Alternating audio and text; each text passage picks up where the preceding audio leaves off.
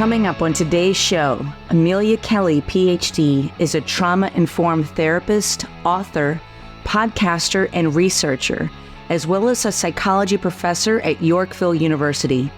Her work focuses on women's issues, empowering survivors of abuse and relationship trauma, highly sensitive persons, motivation, healthy living, and adult ADHD.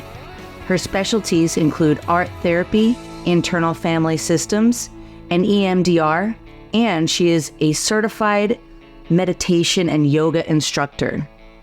Also, she is a co-author of What I Wish I Knew, Surviving and Thriving After an Abusive Relationship, and the author of Gaslighting Recovery for Women, the complete guide to recognizing manipulation and achieving freedom from emotional abuse.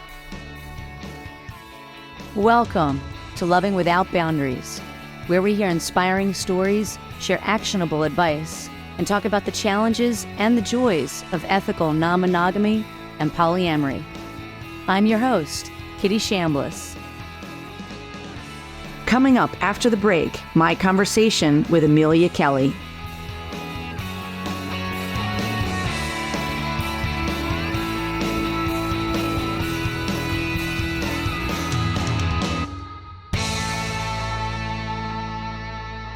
Are you bored with dick pics?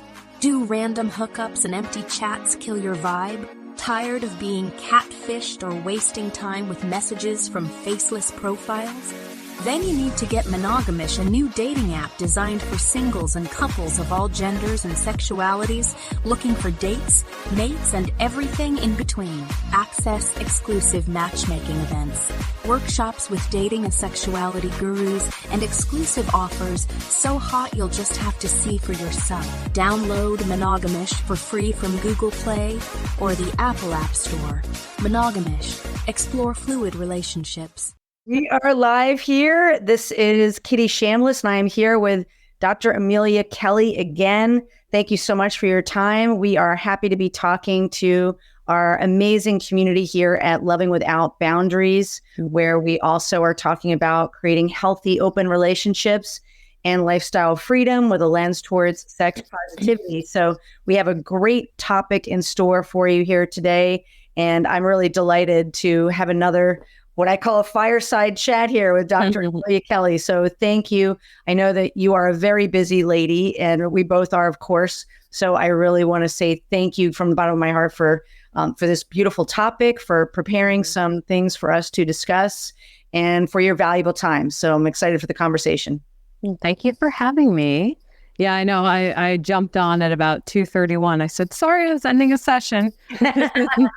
Well, I get it. I totally understand. I was actually racing back from running an errand. So that's where we are. So we converged here to have this beautiful conversation. So our topic, and I think this is a really hot topic, so to speak, is about gaslighting. And this is really important, partly because so much of the work that I do is helping people be in a healthy relationship dynamic, no matter what type of relationship they're in, but particularly if they are coloring outside lines of heteronormative monogamy. So unhealthy dynamics can show up in any type of relationship. But for folks who are watching or maybe aren't that sure of what gaslighting is, would you maybe just start off just giving us a definition in your words of what that is?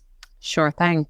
So gaslighting is a manipulation tactic that is intended to throw the victim or target off base, make them question their reality, perhaps to get something out of them or change their ideals or behaviors to suit the gaslighter.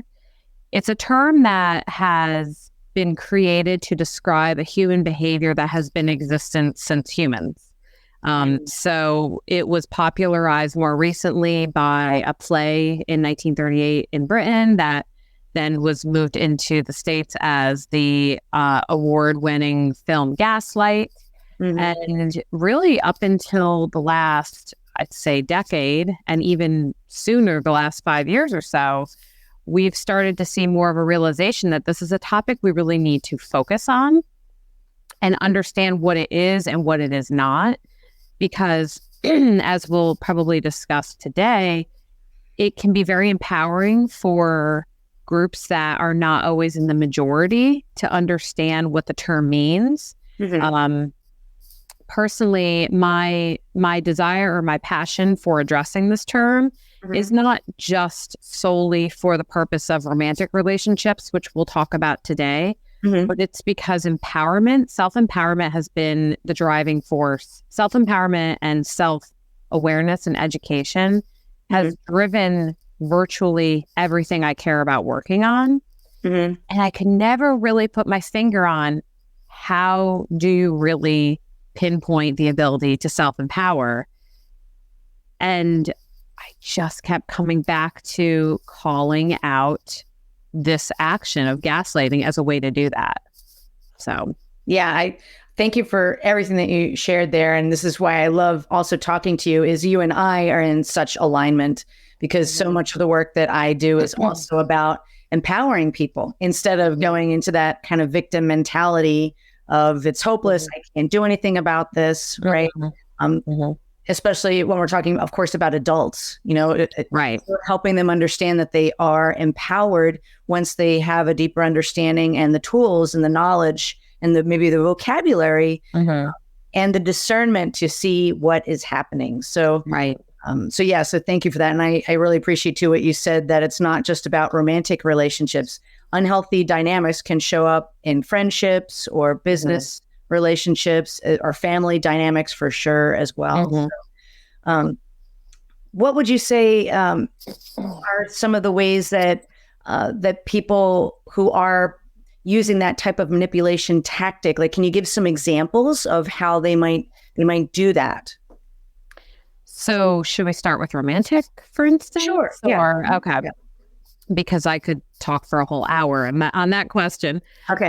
So as far as, we'll say, romantic relationships, it can look like denial patterns where you're outright denying something that has happened. It can look like minimizing patterns where someone is devaluing or minimizing your emotions, making you question whether or not they are even valid to have in the first place. It can also look like questioning your source of information. So you can't believe everything you read, see, hear, research because your source is not solid. I mean, really, the gaslighter can very pointedly try to pinpoint anything, any argument, any justification you have as having cracks in the foundation, so to speak. In my first book, What I Wish I Knew, that I wrote with my co-author, little shameless plug there, no, I'm just kidding. She actually wrote about a very glaringly obvious form of gaslighting where her abuser had purposely hidden her engagement ring and then blamed her to throw her off and make her scramble to be the one apologizing. And it's, from the outside in, sometimes you can look at the behavior of a gaslighter and just question what was their purpose even, which I'm sure we're going to talk about purpose. Yes, absolutely. Well, let's, those are great examples. And yeah, that just is almost hard to wrap my head around in a way that somebody would intentionally hide a ring like that and then blame the other person for it. So yeah, I think that's a great segue. I'd love to hear, why would somebody do some of those things? What is the purpose behind it? Control. I mean, that really first and foremost is going to be the primary reason or motivator. And the reason for the control can look different. So let's say hypothetically institutional gaslighting. The gaslighting of people of color or of women or certain gender presentations or certain preferences for open relationships or, sexuality, things like that. People can want to have control because of fear. So that could be a reason that a whole group marginalizes and gaslights and tries to make you question your values, make you question your sense of reality. You can look at institutional gaslighting in a structural setting, such as, let's say, work. Yeah. Someone really wants to get to the top. And the only way to get to the top is to make other people feel less than, or make other people doubt themselves or shift and shape them in a way that benefits you primarily. So the person may decide to use gaslighting as a tactic. There are other ways. Okay, so for example, the typical movie where everyone's in marketing, because I feel like everyone's in marketing in sexy movies because it's like fun. Like, oh, we all come up with zippy things and we have these meetings, and I don't know why it's in so many movies. But do you ever notice there's like the moment where the person who wants to get ahead steals someone else's idea? Yes. And brings it to the meeting and shares it. And then the originator of the idea is sitting there like, what do I do? Mm-hmm. If the character A, the person who stole the idea, later says, well, all's fair. It is what it is. You brought the idea to me and I decided to pitch it. That's not gaslighting. Mm-hmm. That's just being manipulative, and that's being a jerk. What would be gaslighting is if character B, the one who had their idea stolen, comes to character A, the one who stole it, brings it to their attention, and character A says, I don't know what you're talking about. That was my idea. That's gaslighting. That makes a lot of sense. That's an example, right? So that's an example of how that could show up in something like a professional work setting in my imaginary movie I just created. Yes. So person B was calling out person A, and in the first scenario where they were being honest, that's them being a jerk and admitting it, right. Whereas the second one, they're essentially lying. They're recreating reality. Mm-hmm. Yep. And then posing that new reality as the truth, which isn't the case, causing the other person to doubt themselves and question themselves. Mm-hmm. Mm-hmm. So that's really, really powerful. And it can happen in any type of relationship structure for sure. Mm-hmm. So for the person, the target, or if we want to call them also the victim, what might be some of the the ramifications or the consequences if they are being gaslit over and over again? I mean, certainly it would maybe damage their sense of self-worth. Like what else might they feel? Well, self-worth is a huge issue, which if you think about, when we have a faltered sense of self-worth, it can also affect our mental health, our physical health, and it can put us actually more in a vulnerable position to be taken advantage of further by other people who might target us. That's why, one of the really unfortunate and grim statistics as far as trauma goes, especially trauma as a result of abuse, is that someone who's been traumatized is statistically more likely to be re-traumatized or re-abused, unless they are listening to live feeds like this or educating themselves or getting support. So it's not a nail in the coffin. It's not to say that's always the case, but unless you are made aware, which is why it's so important to talk about this, unless you're made aware of what's happening, you're going to be more likely to be targeted again, unfortunately. Yeah, that's it is a grim reality, but I hear what you're saying. So that's why I also just love to do things like this, whether you want to call it a public service announcement or whatever, but really being here to support our community, to help them know that they don't have to stay again, it's another way to empower them, right? Like knowledge is power, or finding the right coach or mentor or therapist to work with to help you maybe see blind spots that you're not able to see. Like if you're inside the jar, being like inside your own relationship, you can't read the label on the outside of the jar. So sometimes it can be helpful to have that third party to shine a spotlight on where you might need some help. And I would imagine it would also, like when it is chipping away at self-worth, like you said, that could start to ripple out where that confidence can just be kind of pushed down because they're questioning their realities. So one thing I'd love to understand is I kind of view dynamics and relationships as like a spectrum. Like here's healthy, here's completely dysfunctional and toxic, right? But there's also a middle ground. If somebody maybe isn't sure, is there any way to delineate the difference between maybe we're just having misunderstanding. Maybe you remember this scenario differently than I remember it. Like, how can you differentiate for anyone who's listening when it's just like a misunderstanding or a different recollection versus when somebody is kind of maliciously trying to control or manipulate the other person for their own gain? Right. Okay. And so there's a multi-layered way to answer that because it's a multi-layered question. And that's why it's so tricky to figure out. So first and foremost, you can look at the history of your relationship. If historically speaking, this person has encouraged you to be your whole self, has not tried to minimize your strength and your self-worth, cheerleads for you in any way capacity, and or is capable of apologies.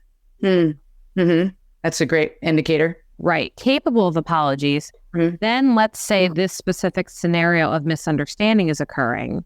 In that case, it may literally be, like you're saying, a misunderstanding, or it may potentially be a bad day, a bad week, a rupture in a once healthy relationship where you need to reorient your intimacy.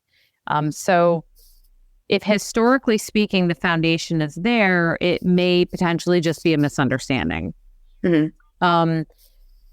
If the other person is habitually doing this as well, I mean, let's say even if a foundation seems like it's there, because a gaslighter has to get it in some way. They're going to have to hook their talons in some capacity, and they're going to normally do that with love bombing, some way to just be the ideal partner, groom the situation, be everything you want and need, so that when they're ready to start trying to take over with their level of control, it's easier to do that. But if you notice that, let's say it's one situation, you and your partner can't agree. Okay. But if you feel like they are starting to alter all the details around the situation as well, I might be curious about that. And if it then perpetuates and they'll string in other situations, like it's almost like how tangled does this web we weave become? Yeah. Right? Are they trying to alter your complete perception of something, or is it just one literal misunderstanding? You told me you scheduled that appointment. No, you didn't. You did not tell me you scheduled that appointment. So denial in one situation like that could be a misunderstanding.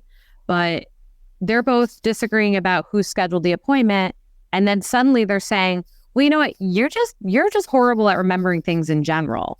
I can never trust you. You're always doing this. Like, it just keeps snowballing and the web gets bigger and bigger. That could be more of a sign that gaslighting or, unhealthy dynamics are occurring. Yeah. Thank you for sharing that. One thing I'm curious also in your work is, do you think that this is possibly becoming like more prevalent as time goes on for any reason? Or is it just something that is maybe kind of steady and people just need to be aware of it? I don't think it's more present. I think it's more noticed. More noticed. Okay. Right. I think it's something that we're just able to, I don't want to say finally, but more accurately label, describe, identify. Yes. I mean, if you think about medical gaslighting, for instance, which there have been quite a few reports out, especially in relation to medical gaslighting of women, and especially medical gaslighting of women of color and other individual and men of color as well, that medical gaslighting has existed for centuries. I mean, I've mentioned this to other folks in these kind of discussions. Have you ever heard of the term hysteria? Yes, absolutely. Yeah. Medical gaslighting. That's exactly what it is. Yeah. That is a great distinction. I never heard this term put together like that, medical gaslighting, but I love that we're having this discussion because, again, the more we can put a spotlight on these things, create that awareness, that's empowerment. So I just want to read something that came into the chat. I wish I could finish this. Oh, sadly, I'm at work, but thank you for the information. Absolutely. You can always come back and listen to the recording later. So I love that people are already getting a lot of value from this conversation. So thank you. Yeah, so the that's rest of your workday. yes, exactly. Yeah, so that's fascinating. Just thinking of it in terms of there's gaslighting in all these different areas, including medically, and it typically can happen to maybe marginalized or minority groups. So speaking of marginalized and minority groups, when we're talking about whether folks are identifying as polyamorous or those type of different stigmatized people that are coloring outside the lines of heteronormative monogamy, how do you think in those specialized places that gaslighting might come up, or it might be more complicated in those type of dynamics? So something that comes to my mind as you ask that question is in relation to the way that someone, whether it be a therapist, a medical provider, a coworker, the way that they, or friend, family member, basically anyone, any human being, how they should respect your relationship and listen and empathize and be present for your relationship, just like they would for a you said heteronormative. Yeah. I love that term, and it was like a tongue twister.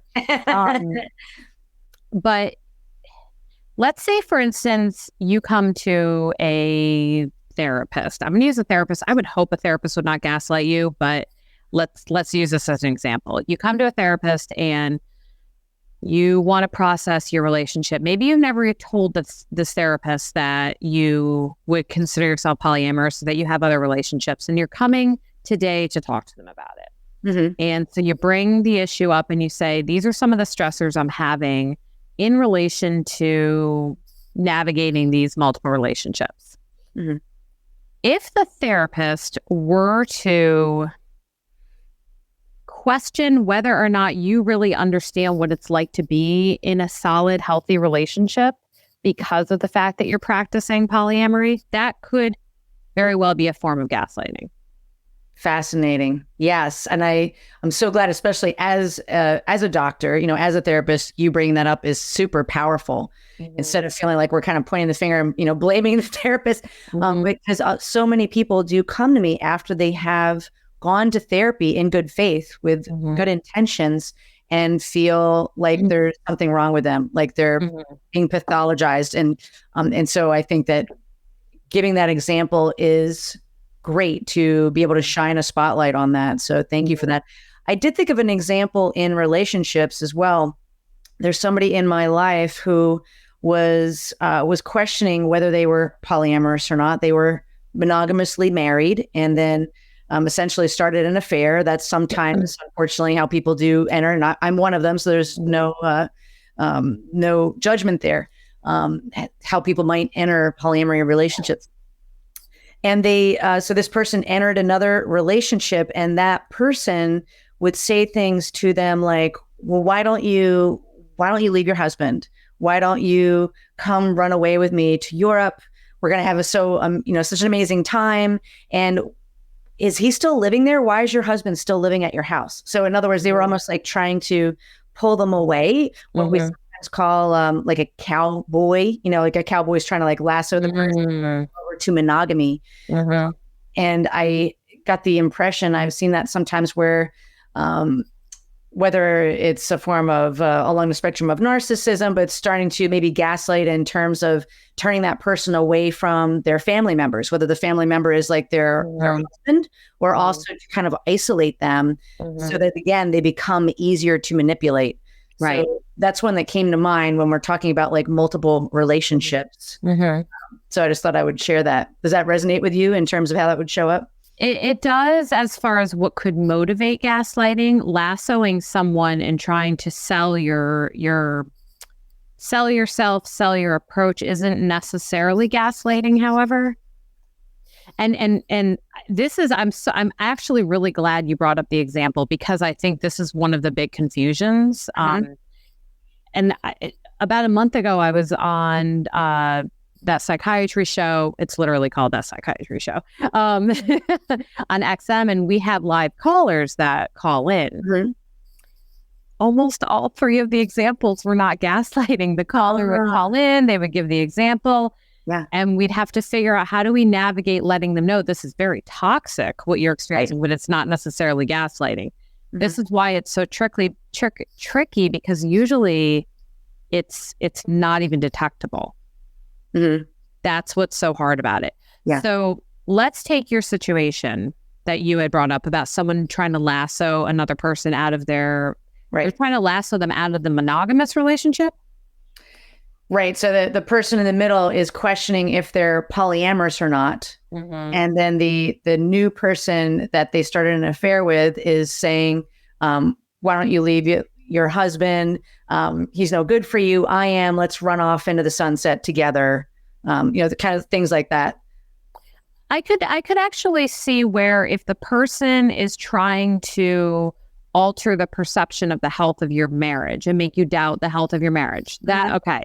That I could see it being. Do you see how you have to almost be so specific? Mm-hmm. So if you could be in a potentially healthy relationship, but I, as the gaslighter, want to gain control over you by lassoing you in. I know you said cowboying, but I like saying, I know I'm using lassoing. It just rolls off the tongue. Mm-hmm. But if I want to lasso you in, the only way I can get what I want out of you is to break the bond you have. And I can't break the bond you have any other way other than to ruin your perception of that bond. And so I'm going to make up lies and manipulate your feelings around it. That would be an example of gaslighting. Mm-hmm. Yes. Okay. So I think in that situation, I don't have all the details, but that's from what I've understood, something that was happening there. So if they're making you, in that case, it was making the person question the health of their marriage. Mm-hmm. And in that situation that I think is very relevant for our community, to me, there was also possibly them making that the individual, the person in the middle who was being lassoed, question whether polyamory could actually work for them. Instead, they were saying, no, I want you to come into monogamy. It's either him or me. So I'm going to make you question your relationship with your husband. Right. And, doubt around whether polyamory can work. And I'm here and created this whole movement because it can work in a healthy way. But it takes people willing to do the work. Right. Right. Mm-hmm. We have another comment that came in that says, is there a situation where I believe I'm being gaslit and yet the other person insists that it isn't gaslighting? Might need more information on that one. Absolutely. Yeah. Absolutely. Yeah. I mean, and it has to do with a lot of factors. For instance, let's say hypothetically, the person gaslighting is a narcissist. Mm-hmm. Many individuals, and I'm using many because I don't want to be definitive or black or white with this, but many individuals with narcissism have a personality disorder. Many folks with personality disorders don't see the world the way that other folks do. Their brains literally fire differently when it comes to empathy. And this is research supported information. Mm-hmm. Sometimes with my clients who are in relationship with these kind of individuals, I remind them that they speak a different language. Trying to get someone who is gaslighting you to understand your perspective sometimes is like if I started speaking to you in Hebrew and you start speaking to me in French, and we're just not speaking the same language. Mm-hmm. So, and thank you for that question too, because I do want to put this out there. It is not always even safe to confront a gaslighter. And that could have to do with it being an abusive relationship. That could have to do with, the safety of your job. That could have to do with an abusive cycle in a family. So what do we do in those situations? Mm-hmm. I mean, I have a lot to say about that, but I think that's an important thing to think about. Yeah. No, I think that's incredibly important because there is a lot of the work that I do is around understanding our needs. And a lot of our needs are also around certainty, safety, our physical well-being. So when you are in a toxic, dysfunctional situation where you might be getting gaslit, you may not be emotionally or physically safe, both in terms of how you're feeling and also in reality. So how do you do that? Which brings me to, we mentioned that we started the conversation talking about empowerment. Mm-hmm. How can somebody who maybe suspects that they're being gaslit or maybe knows that they are, how can they empower themselves? Mm-hmm. So the very first thing, and it's funny, I had I don't want to say funny about gaslighting, but I had just posted on my Instagram, I think it was yesterday, about professional gaslighting I experienced a couple weeks ago. Wow. I know. I'm literally writing a book on this, talking all about it. And I'm like, and now you're going to gaslight me. And even though I knew what was happening, I still had the same, adrenaline rush, sick feeling in my stomach, feeling a little off kilter, kind of like a little mini panicky feeling in the moment when it was happening, and disbelief when it was happening. So following my own advice, the very first thing to do is to recognize if it's gaslighting. Mm-hmm. And so asking the questions about, is this person trying to alter my sense of reality? Are they completely devaluing my emotions altogether, making me try to question myself, making me try to question what I know to be true? And that can even look like picking up some literature on gaslighting or listening to a chat like this. So that's number one. Number two is processing with someone safe, not the gaslighter, however. Mm-hmm. It is a very rare situation where I would say to process that with the gaslighter. So after experiencing the professional gaslighting, I talked with my husband and I talked with a colleague and just kind of bounced off them my experience and just was like, you almost ask, am I crazy? Like you almost feel that desire to ask that, or is this actually what happened? So getting outside validation from a safe person. Mm-hmm. The next is then, what kind of boundary do you create with that person if possible? Now, I know I'm not trying to just overassume. There are plenty of relationships where maybe you're stuck in the abuse cycle, or maybe you live with it. Maybe it's your parent. Maybe you don't have the choice to leave yet. Maybe you're at your dream job and you need to try to figure out how to navigate a gaslighting superior. Mm-hmm. These are tricky situations where you don't always get to do what I did, which was say, thank you, sir, but I think I'm going to go. I have another client. Have a good day. Click. And that was my option at the time. Mm-hmm. But not everyone can hang up on the person gaslighting them. Right. Mm-hmm. And so first and foremost, figuring out what it is. Secondly, processing with someone safe. Third of all, identifying whatever boundaries you can have. The next step really is doing the things to fortify yourself further. And that gets to the self-care piece, that gets to the self-love piece. Reminding yourself of your sense of reality sometimes looks like connecting with yourself, being kind to yourself, being loving towards yourself. Mm-hmm. For some people, they have to also keep track of what they've experienced. Right. It's not, don't let a gaslighter make you feel like you're being irrational by keeping emails or keeping voicemails or keeping a journal. Again, that's what Kendall Ann, my co-author, had ended up having to do eventually, was start jotting down what she was experiencing, because it just seemed so unbelievable that if you don't have a record of it, sometimes it's easy to question what you've gone through. Mm-hmm. All great advice and tips in terms of how to empower oneself. Thank you for that. And I'm just checking, another question came in. We may have already addressed this, but it says, is there a situation where it really isn't gaslighting?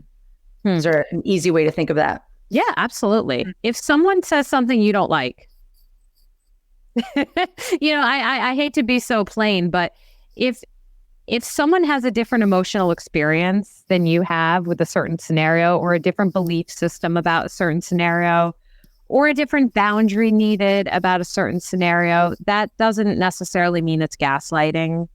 Mm-hmm. We can't agree on emotions. The way that you emotionally feel, even in this very moment. Mm-hmm. If I were to ask you, what are you feeling right now? You don't have to tell me, but if I were to ask you, what are you feeling right now?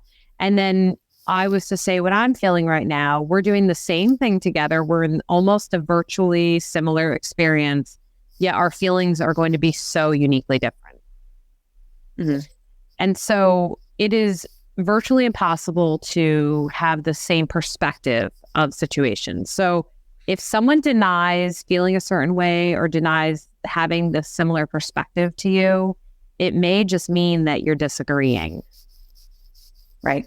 So just simply disagreeing and having a different experience and maybe speaking your truth about that experience does not a gaslighter make. It just means that you're just in two different places and maybe just butting heads a little bit. Or a lot. Absolutely. But if one person isn't trying to like alter the other person's reality for their own gain. Right. Right. So I would imagine, and I guess you could speak on this, coming from a more non-traditional relationship perspective, I would envision you've probably been gaslit about your life choices before from folks. Yeah, I mean, I've definitely, sometimes we use the term, I guess this is a distinction we can make. There's a term called microaggression. Yeah. So like, to me, there's a difference maybe between a microaggression versus being gaslit, So, when I have come out to people as polyamorous, they may say things like, you can't do that, but to me, that's not necessarily gaslighting. It's them having a strong reaction, maybe from their religious beliefs in terms of the way I'm choosing to live my life. And that person did actually eventually come around. I actually feel like I have been gaslit more in friendships, honestly, than I have in romantic relationships. And just like you said, I've had to create some pretty strong boundaries in those situations once I realized, like, honoring what I have control over. I have control over myself, my own reaction, my own feelings. I do not have control over this other person and how they speak to me, how they speak with me. So I just decided to spend less and less time with that person. I decided to not be in a room alone with that person. And I was able to get things to a more healthy way. But I also am trusting my emotions. Like sometimes I just don't like the feeling of being around that person. Right. I start to doubt myself, the way they speak to me.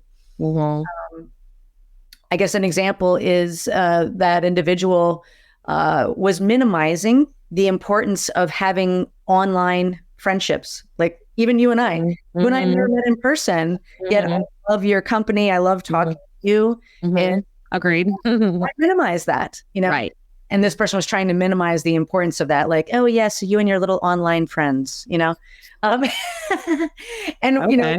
would you consider that a form of gaslighting? Maybe. Yes. Minimizing is absolutely a form of gaslighting. Again, remember, we have to look at the intention behind the minimizing, right? So let's say someone's just defensive and they feel shame around hurting your feelings, and so they minimize it. That's shame, and that's toxic, and that's a different issue. But if they're minimizing because they want you to stop valuing the thing you have the emotions about, or they want you to change your mind about whatever it is, then that would be gaslighting. So again, this is where it gets a little nuanced. You were asking earlier, how do I determine if it's gaslighting versus something else? And sometimes it comes down to what is the person's intention? What is their purpose behind the behavior? Are they just defending themselves, or are they trying to change or alter you? Right. Gosh, you said two things that are so super important that I want to make sure to touch on, if you don't mind. Sure. You mentioned microaggression. Okay. We really, really would do a disservice to this conversation if we did not bring up microaggressions, especially when it comes to racism or gender or sexuality. You were saying religion, culture, socioeconomic. I don't want to miss anyone. All of them.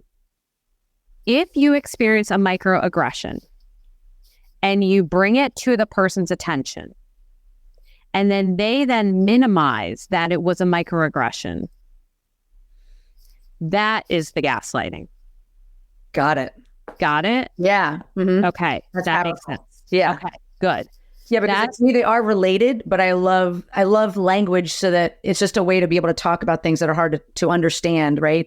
So I love that. So trusting your gut, like if you do feel, hurt or offended by a microaggression, or like you being a minority is being minimized, and you bring it up to the other person, and a healthy response might be, oh, I'm so sorry, right? The ability to apologize. Right. I didn't mean to offend you. I'm so sorry. How can I make it right? Versus them saying, I didn't do that, or I stand behind what I said, maybe, or what would the specifics of gaslighting be? Them denying it or minimizing the impact it had on you, or both? Denial, minimizing, questioning your authority for saying what you're saying, like that doesn't categorize as a microaggression. What a microaggression is actually this, like that would be a form of it. Yeah. But the thing I think, I'm saying this as, a white cisgendered female, like it's my responsibility to understand that if I microaggress without realizing it, if I say something, because I would not want to purposely do that, but let's say I did, I have to recognize the flood of shame I will get if someone brings it to my attention, and have enough self-awareness to stop. And at the very least say, either, like you said, I'm sorry, or maybe I'll further educate myself, and we can use this in relation to what you were saying as far as people in non-traditional relationships. Like there's probably terminology I don't understand. And maybe I say something and you say, oh, no, that's you don't want to say that. That's not a good thing to say. So I could, in that moment, gaslight you to try to tame my shame, to try to change your perception so that you don't really feel the way you feel. Or I can take a deep breath, feel my shame that has risen in my body, and then allow myself to admit when I don't know something. Yeah. Beautiful distinction. And I love this conversation about shame, or maybe guilt, guilt for, did I do something wrong? Oops, maybe I did. Maybe I should apologize. But I love this conversation because a lot of times when I'm working with people, we are talking about our emotions. And sometimes people will run away from their emotions or stuff them down or ignore them. Yet it's so powerful to lean in and get curious about your emotions because they're giving you really valuable information. And so I have a conversation of, I'm noticing I'm feeling some shame or some guilt. What's going on here? And then be able to ask some questions around it and then make a move. If it's the person who maybe did the microaggression, the move would be, if they didn't intend it, right? Oh my goodness, I am so sorry. I didn't mean that. How can I make it right? Right. Or the person who receives that to say, that didn't feel good. That didn't feel good. So I'm going to use my voice. I'm going to empower myself to raise my hand and say, hey, now that just did not land for me very well. Can we have a conversation about that? And then collect the data of how that other person responds, Then you can think about how to move forward. Right. And with regard to moving forward, I think that would be an example of a time that it would be beneficial or safe to bring gaslighting up. If it's a person that you have a trusting relationship with and say they perform a microaggression, they're not aware, then they deny and they gaslight you to protect their own shame. If you know that relationship well enough where you feel safe to say, okay, have you ever heard of the term gaslighting? Because it kind of feels like you minimized my feelings a little bit there. And you don't even never necessarily have to use the term gaslighting. You don't have to say you gaslit me, but you can say, I am confident in my reality. That's excellent language. I love that. And I love that too, just instead of using the word gaslighting, which could be triggering, just say, I'm feeling like you're minimizing my experience or my emotion. Yes. Yeah. Yes. That was great too.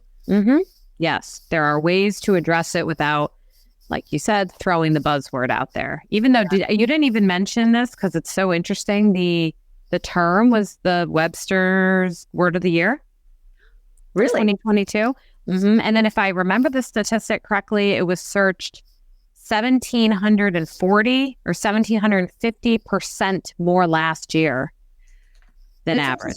That's probably why I was wondering if maybe there's an increase, but maybe there's an increase of awareness. But I also just wondered if just the way the world has been the last 8 years or so, there could be an increase in it. We won't go into any specifics of that. But you can actually thank the state of the world for part of why this term started to be discussed a little bit more mainstream without naming names. Certain very incredulous, obvious forms of gaslighting were happening in the public political arena. And because it was so obvious, it got people scratching their heads more. Right. And the term got unearthed from the literature and presented as a way to explain what was happening. Yes, which I think is a good thing. So there is some good things from that as well. Just that we're able to have these conversations instead of not educating ourselves or hiding it under the rug or pretending it's not happening. Right. Another question, and I feel like then I'll just see if there's anything else you want to share, because I want to respect your time too, is what if somebody accuses you of gaslighting and you feel like you do have good intentions, or you didn't feel like you were purposely trying to minimize their emotions. If you have the ability to be able to say, oops, maybe I could have worded that better.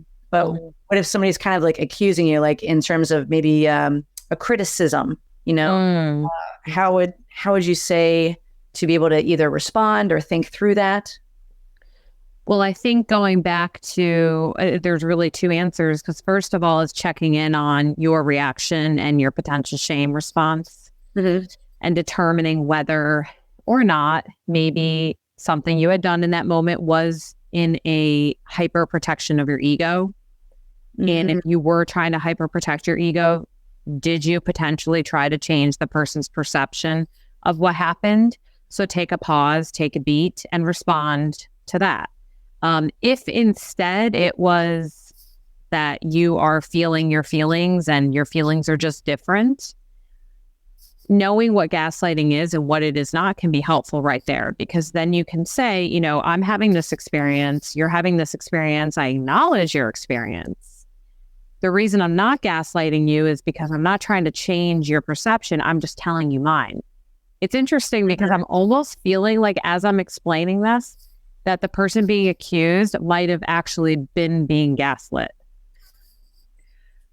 Do you know what I mean? In this original scenario, because it's not uncommon for a manipulative person to project their shadow onto someone else. Right. Right? Yeah, absolutely. Because that's the way to kind of confuse and deflect. Like to kind of like turn the tables around. Right. Instead of being accountable, now I'm going to turn the tables and, call you the gaslighter. Exactly. Yeah. Yeah. It's definitely tricky. It's a tricky one. Pretty convoluted. Yeah, it really is. So any other thing that you wanted to share that you think would be helpful or relevant to maybe kind of round out the conversation? Well, if I were to look at, the reason that your whole, I don't know if I'd say group, your community exists. Yes. I think the more times you place, the more power structures that are in place, the more potential there can be for misuse or abuse of power. So at the very beginning of a relationship, presenting your boundaries early on, presenting your expectations, figuring out what your rules are as a group or as just a single relationship, even if you're someone who practices non-traditional or polyamorous relationships and you're just exploring, how do I deal with gaslighting from my sister or whoever? The sooner you present your boundaries and what you are and are not willing to put up with in a relationship, the sooner you can detect if someone is trying to gaslight you, and or maybe, just maybe, the less likely they will try to do so in the first place. Right. Because you're also showing that you know who you are, you have a strong spine, a good inner core, you're intelligent, you've done your homework. So by doing that, you then become less vulnerable, like less easy for somebody to get their hooks into. Right. And sometimes doing the homework for some people looks like going through it. So if you have gone through a relationship where you've been gaslit, you are now equipped with the barometer of being able to feel and identify when it's happening very quickly if you really listen to your inner voice. What you don't want to do, however, is get into a blame and shame cycle where you're not forgiving yourself for not detecting it in the first place. So your voice and your self-love is not loud enough to help protect you in the future. That's a powerful distinction. Yeah. Well, beautiful. Well, this has just been an incredible topic. Thank you so much for offering to share all of your knowledge and your experience with our beautiful community. I can tell just by the engagement and the number of questions that have been coming in that they're really enjoying this. So where can people find you and your work? So you can find me on Instagram at Dr. Amelia Kelley, and that's Kelley with an EY. I also have my website, ameliakelley.com. I've just started offering some meditations on there, and we're putting together an HSP, highly sensitive person toolbox on there. I've also got some questionnaires so you can determine whether or not you're in a trauma bond, which is pretty crucial to figure out. And I actually I'm super excited to have a whole entire book about this coming out, hopefully by the end of the summer through Penguin Random House, helping to empower women who have experienced gaslighting. Wow, that's incredible. Yeah, book number 2 about to drop. I'm so excited. Amazing. I'm so proud of you. Thank you. Yeah. And for anybody watching, we're just really happy that you have found community here at Loving Without Boundaries. So if you have friends or family that are also looking to find a safe haven, a place where they can learn and grow alongside other people, we do our best to keep this community safe. So feel free to invite them in, where we do have beautiful discussions like the one that we're having today with Dr. Amelia Kelley. We and my team are super happy and passionate about giving you the resources and the tools that you need to thrive in your life, in your relationships. So thank you again, Dr. Amelia Kelley, for your time. You are awesome. And I look forward to our next fireside chat. Yeah. I'm always happy to support you in your work. Oh, thank you. You as well. Thanks for tuning in to today's show. If you like what you heard, are struggling with some aspect of your relationships, and you're interested in seeing if you're a fit to work with me as your relationship coach, here's what I invite you to do next. Head over to lovingwithoutboundaries.com/apply. That's lovingwithoutboundaries.com/apply, and book a call to speak with me. I'll get on the phone with you for about 45 minutes, and we'll get you crystal clear on 3 things. Number 1, exactly what's not working well in your relationships right now. Number 2, ideally where you'd like to be and what might be getting in the way. And number 3, the exact strategy to get you there, helping to close that gap. Remember, creating healthy, open relationships does not typically happen by itself. Many often need expert guidance to make it happen. We've helped clients all over the world to feel safe, happy, and secure in open relationships, while not losing their mind or their cherished partners. To see if we can help you do the same, head over to lovingwithoutboundaries.com/apply. I'm Kitty Chambliss, and let's talk soon.